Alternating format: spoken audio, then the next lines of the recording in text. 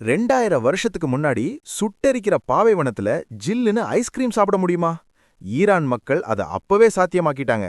அவங்க கண்டுபிடிச்ச அந்த ஏன்ஷியன்ட் ஃப்ரிட்ஜ் பேர் தான் யக்சால். பார்க்க ஏதோ ஒரு பெரிய மண்பாண்டம் மாதிரி கூர்மையா இருக்கும்.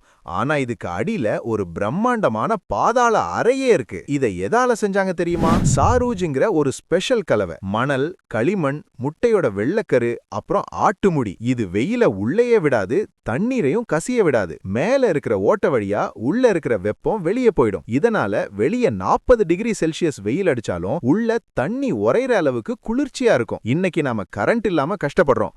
ஆனா அன்னைக்கு வெறும் காற்றையும் மண்ணையும் வச்சு ஐஸ் கட்டிகளை சேமிச்சு வச்சிருக்காங்க. இந்த தகவல் உங்களுக்கு பிடிச்சிருந்தா லைக் பண்ணுங்க.